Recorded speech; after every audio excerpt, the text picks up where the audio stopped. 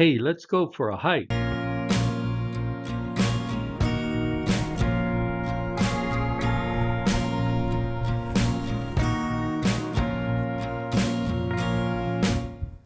Grab your boots, hat, sunscreen, water, and let's go for a hike. What could go wrong? We're just going to an area with a marked trail that has fantastic reviews on the internet. No one's thinking about staying out after dark or getting lost. Well, at least that's not what we're planning on. So let's start this hike the right way. Let's take a seat and think about what it is we need to do so that we don't have problems on this hike. During my days of working in remote places of the world, I relied on three skills to keep me from getting lost. These skills are directional awareness, the ability to know which way is north all of the time; location awareness, having a mental picture of where you are on the trail; and capability awareness, knowing what you can and cannot do. Let's go over the steps for a hike. First, start with the correct gear for the hike and for the unexpected. Boots, water, snacks, the usual gear, but include a flashlight, clothing for adverse weather, a map, and a compass. Get directionally oriented by looking for indicators that can help you stay oriented on the hike. Have a mental picture of the general form of the hike. Is it a loop, in and out, or a traverse? Are there limits to your capabilities on this hike? Start with directional awareness. Everyone uses this skill in one form or another in everyday life. When you're driving in your car, you see buildings around you, street signs on corners, the mountains in the distance, and many other directional indicators that keep you oriented as to which way you are going. In the deserts of the Southwest, where there are Joshua trees, the Joshua trees grow toward the southwest.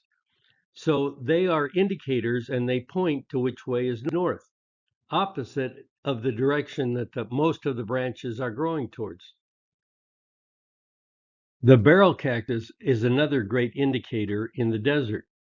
The barrel cactus grows tilted to the south-southwest, so north is in the opposite direction of the tilt. In the pine tree forests of Arizona, wherever there is moisture, moss tends to grow, and because of the north side of the tree not receiving as much sunshine, the moss generally grows on the north side of trees. Therefore, it points to north. You might ask, why do I need to learn these skills? I have a GPS unit that keeps me oriented.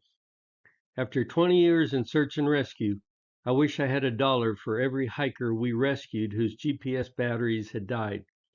Yes, modern technology is great, and I use it all the time, but are you willing to bet your life on it? Anyway, it's fun to be part of nature and use the same skills our pioneer forefathers used to navigate in the wilderness. And if our batteries die, these skills can keep us from becoming a statistic of a search and rescue unit. After the fires ravaged the pine forests of northeastern Arizona, there was not much moss left to indicate north, and other indicators were hidden by the fire scars, so we had to improvise. In the summer, the wind mostly blows out of the south-southwest in northern Arizona. The tall grasses in the meadows and the clearings grew tilted to the north-northeast. Although not a perfect indicator, it was consistent enough that we could use it on this day of hiking.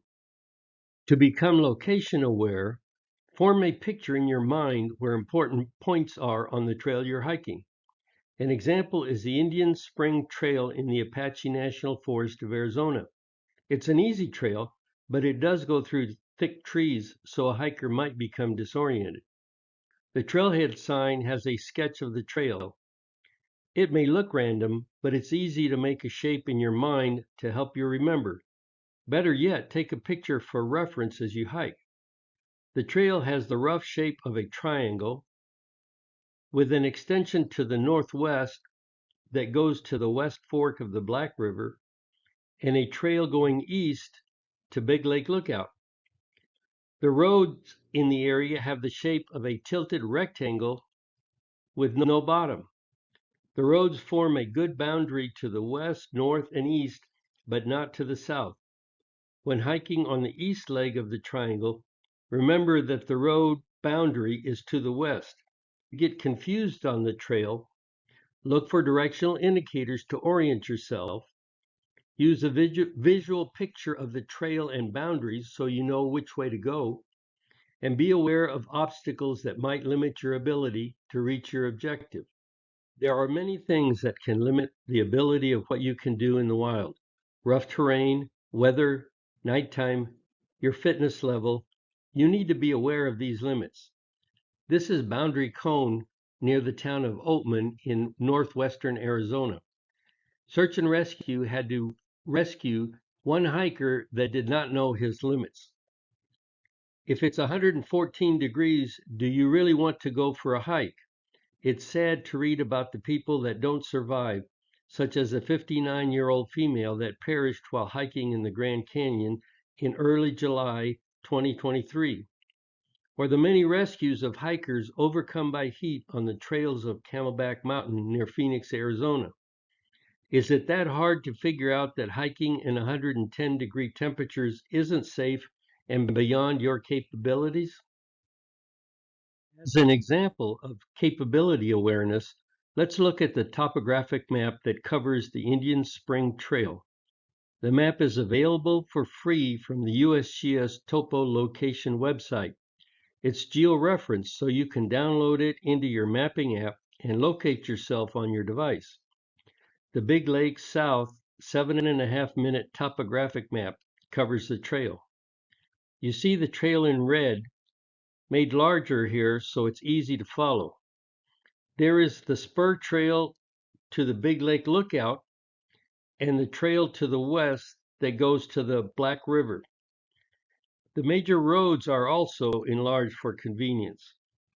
The trail is mostly on the plateau, but drops below the plateau and skirts the southern edge. To the southwest is the steep canyon of the West Fork of the Black River. You can tell it's steep by the closeness of the contour lines. Luckily, the Indian Spring Trail is on relatively flat ground, so don't drop off the plateau into a difficult canyon. In summary, to stay safe on a hike, start with the right gear for what you expect and what you don't expect. Stay directionally oriented all the time. Be location aware.